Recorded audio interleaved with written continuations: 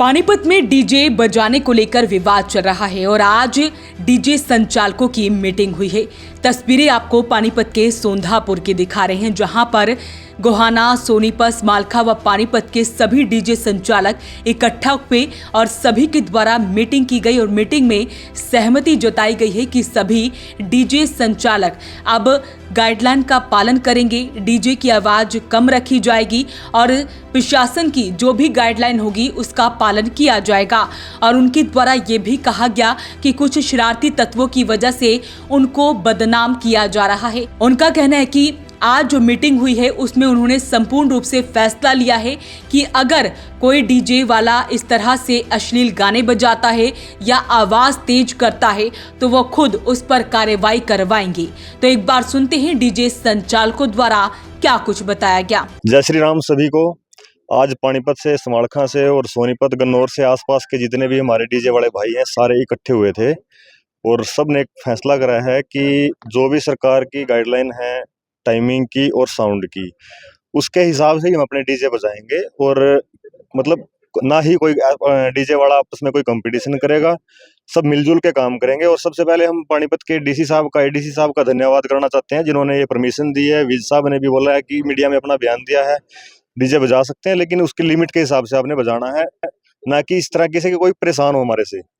आपको पता है ये जो विरोध हुआ डीजे का, क्यों हुआ? कुछ शरारती तत्वों की वजह से हुआ है। उन्होंने आपस में जैसे कंपटीशन करके कोई गलत डायलॉग वगैरह चला के उसके बाद ये सारा विरोध हुआ है।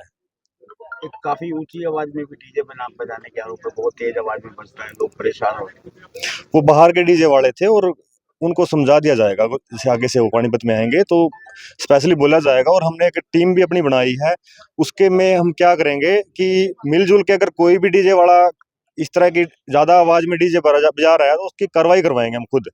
और एक एसोसिएशन बनाएंगे, अपनी टीम बना के उसको एक रजिस्टर्ड करवाएंगे ताकि आगे से कोई किसी साथ इस तरह की कोई गलत बात हो तो वो ना हो पाए। और कोई भी अगर गलत तरीके से गाने बजाता है, कंपटीशन करता है तो हम खुद उसके खिलाफ एक्शन लेंगे। रात को लेट नाइट तक भी 2 बजे तक डीजे बजाए जाने की बातें आती हैं। हाँ, वो पहले बजते हैं सर, लेकिन ये है जो सरकार की गाइडलाइन है उसके हिसाब से ही हम डीजे बजाएंगे।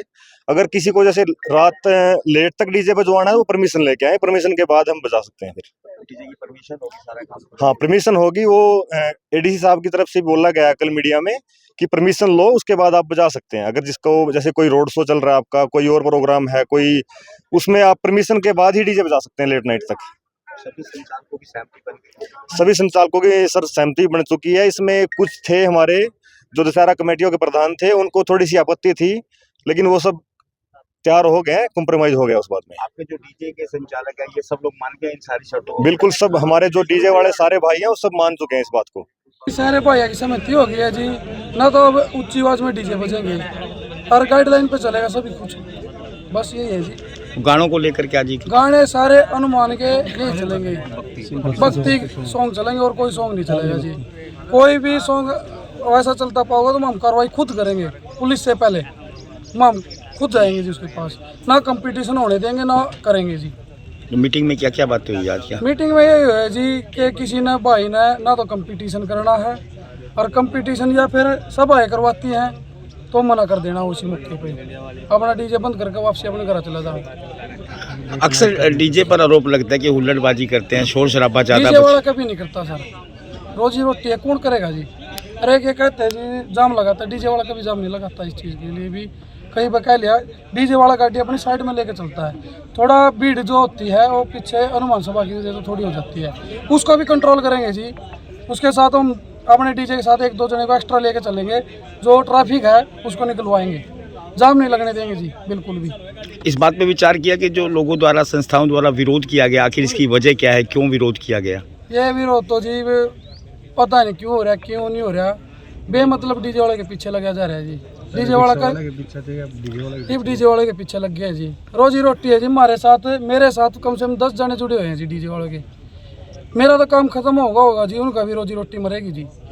और ये डीजे बंद करवा दिए थे, बिल्कुल कह रहे थे कि बंद हो जाएंगे।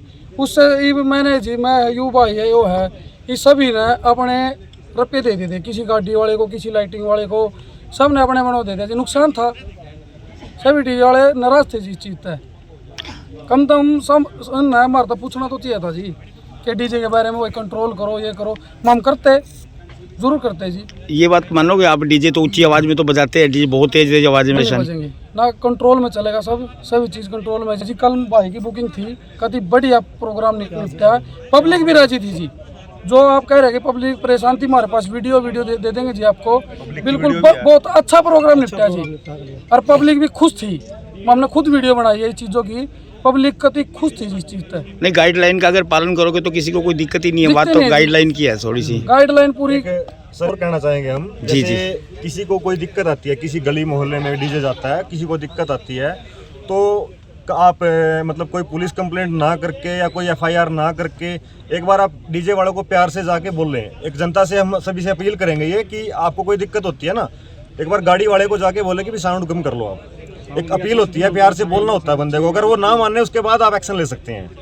थोड़ा सा इस बात पे सभी से कहना चाहूँगा कि आप गौर जरूर करें इस बात पे। वहीं आज सभी दशहरा कमेटी व सनातन धर्म संगठन के सभी पदाधिकारी डीसी से मिलने के लिए पहुंचे और ज्ञापन सौंपा गया कि डीजे बजाने को लेकर गाइडलाइन जारी की जाए। फिलहाल ज्ञापन सौंप दिया गया है और प्रशासन द्वारा कहा गया है कि गाइडलाइन जल्द ही जारी कर दी जाएगी। हालांकि डीजे संचालकों का ये कहना है कि वो सभी गाइडलाइन का पालन जरूर करेंगे और धीमी गति से डीजे बजाए जाएंगे। फिलहाल अपील रहेगी इस वीडियो को आप शेयर जरूर करें। वॉइस ऑफ पानीपत के लिए हर्षदीप के साथ कुलवंत सिंह की रिपोर्ट।